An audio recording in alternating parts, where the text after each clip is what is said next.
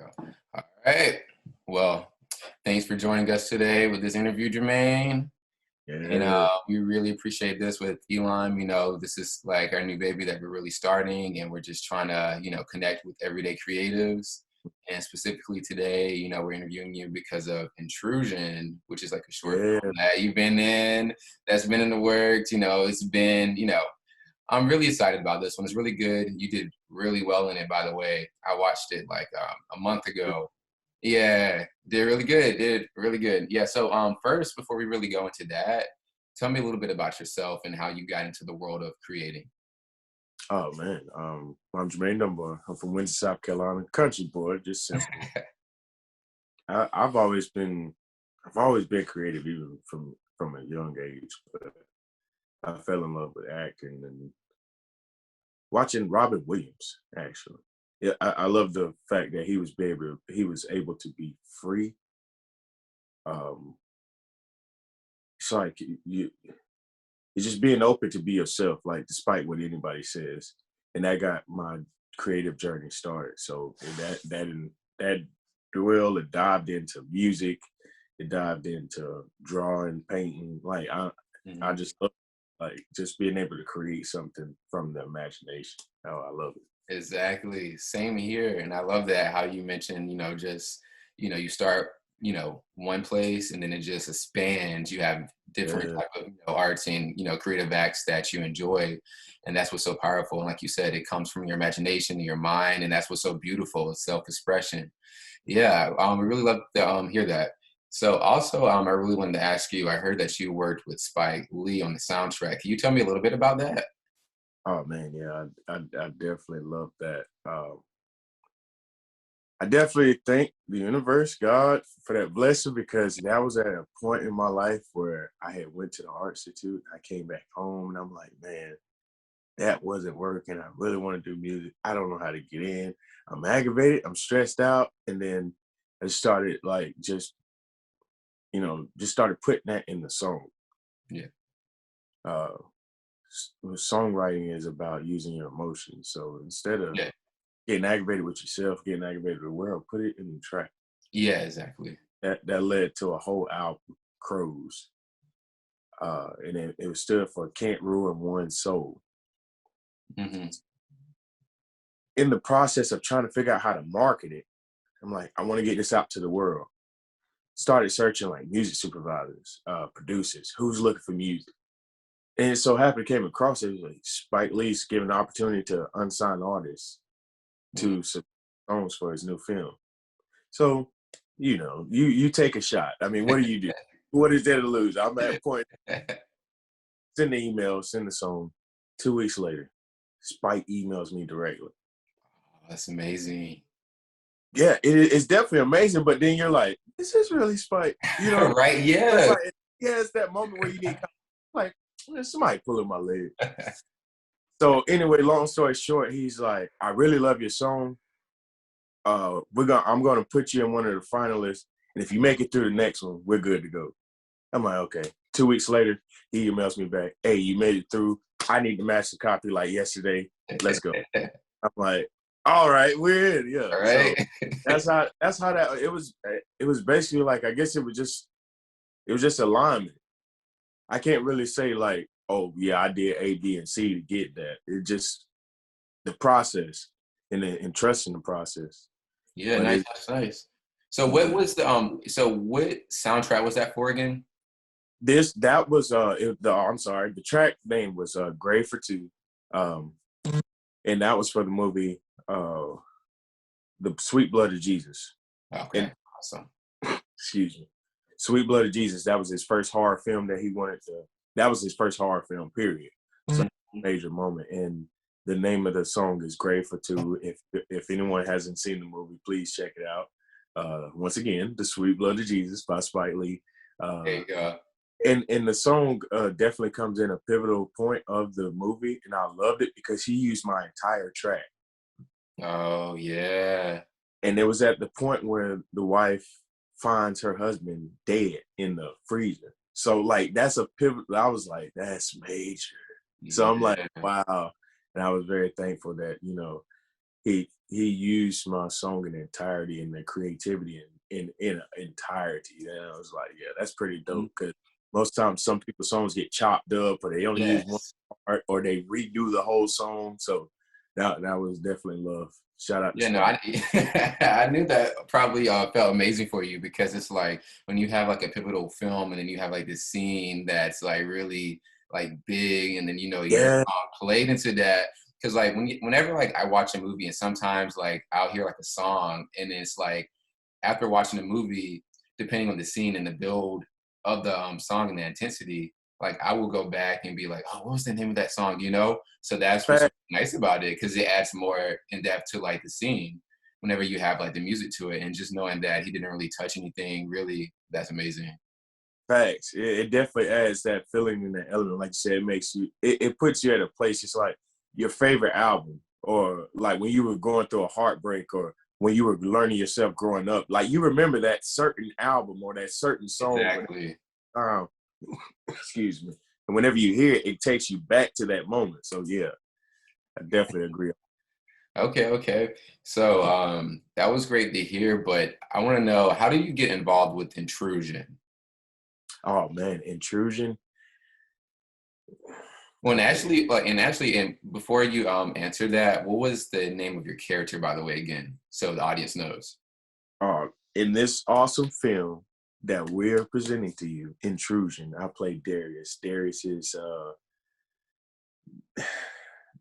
is very, I think, undecided because like he plays both sides. He plays devil, not I won't say so much as devil advocate, but he's like a thug with a heart. Yeah, So no, no, I saw that when I watched it. So you yeah, did that well.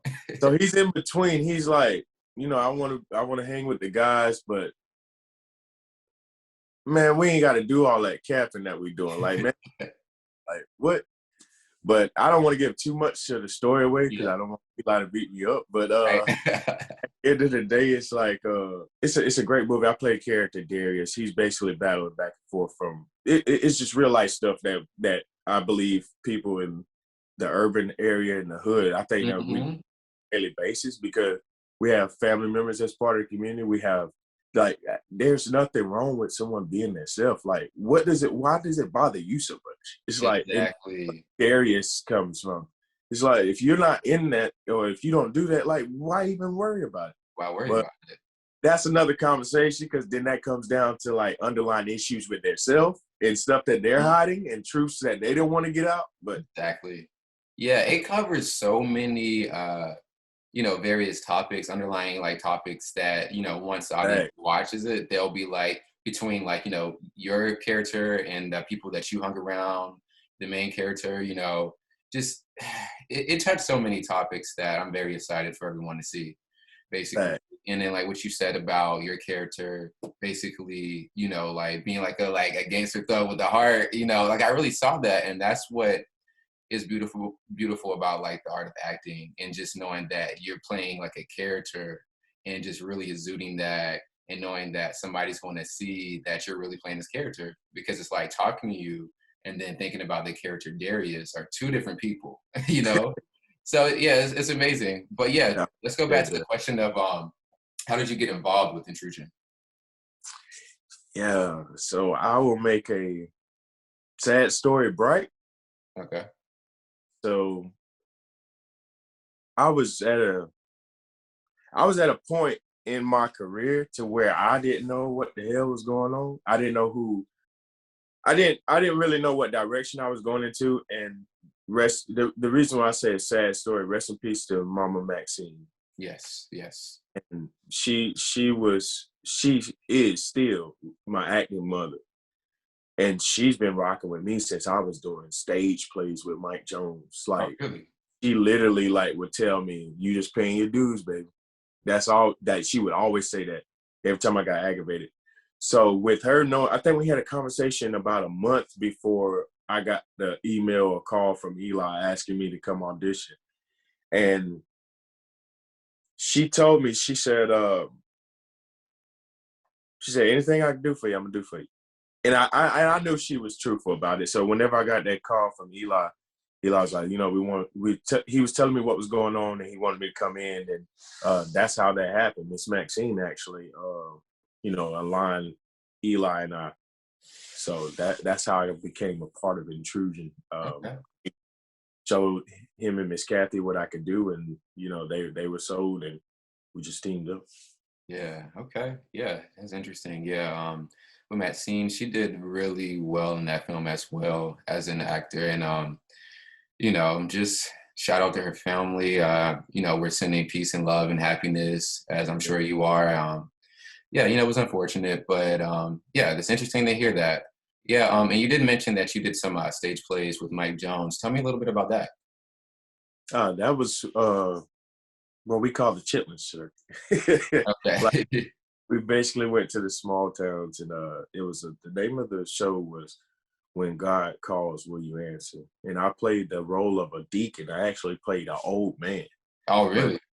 correct. I think I have some footage or a picture there. Yeah, but it was exciting because that was the time when I was very big on like Tyler Perry plays and seeing how Mhm. creative. So like I would even like do my old man impression. But it passed over because at the plays, like when we get done and we go out front to talk to everybody, they're like, "Where's the old man?" They was like, "That's him." They was like, "That's a lot." Like I didn't play an old man. So like, yeah, I really love the fact of that, and that led into other stuff when I uh got with Malate Productions, and they actually had a play called When the Church Doors Close, and we went to Howard University, and we actually presented that play at Howard, and that was very monumental to me because I like at HBCU, and we're in front of the Felicia Rashads, and Yeah. yeah, I don't think Denzel was there that night, but it was just the moment, it was just the feeling.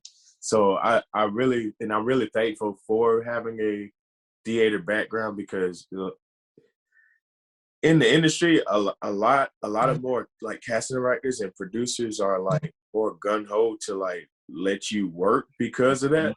Because you have to study the lines, you have to get it straight. Because when you go on that stage, like it's one night only. We can't do retakes. It's like boom.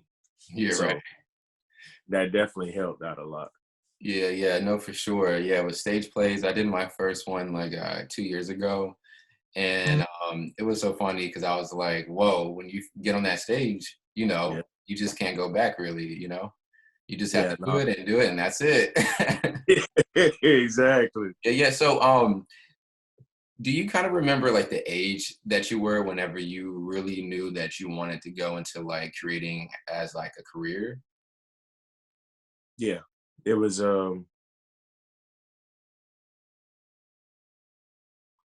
As far as serious was 17.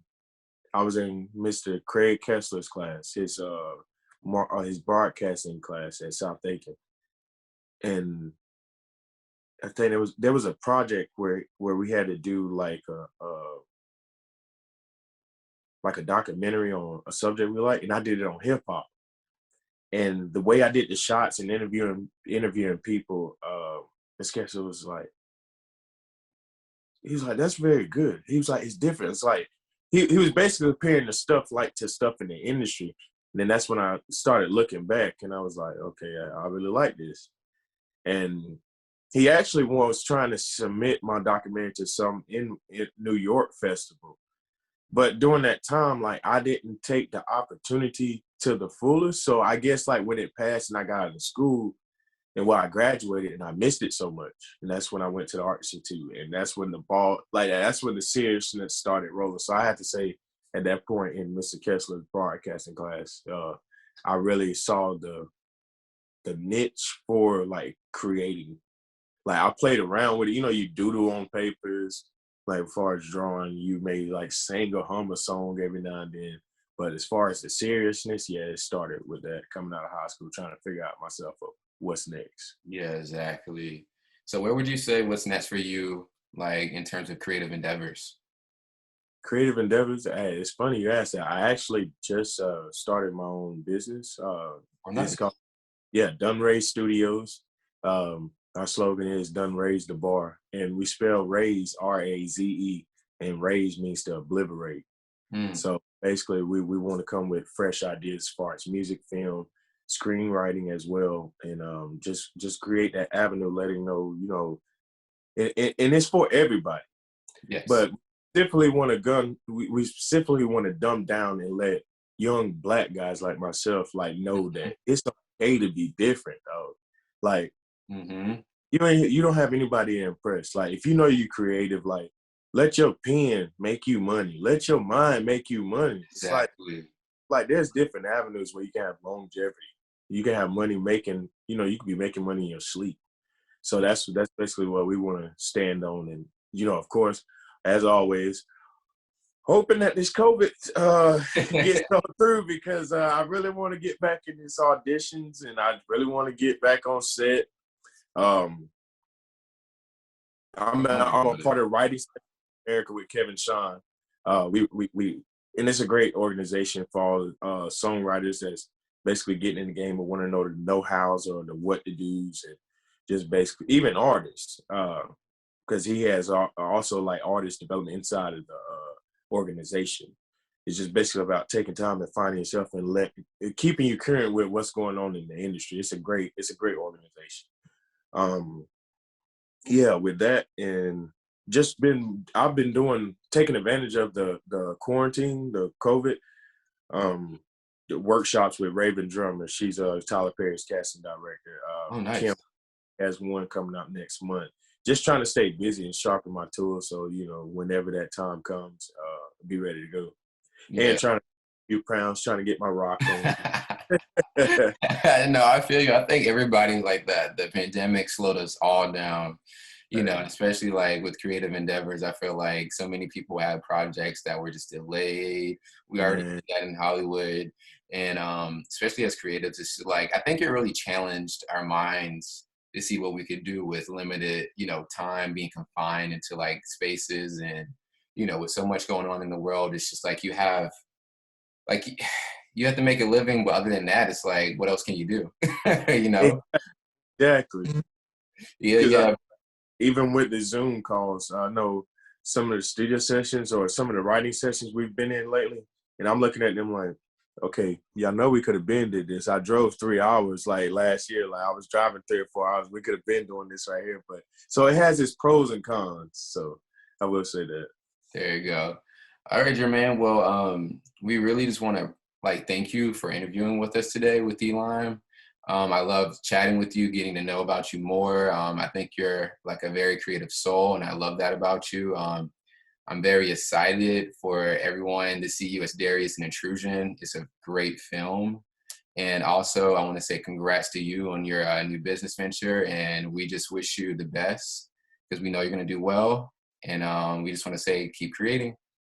Hey, likewise. I definitely appreciate y'all having me. Appreciate the opportunity, and much success to Intrusion, ELIME, and all that you all do. All right. Thank you so much. And same to you, Jermane. Thank you. All right.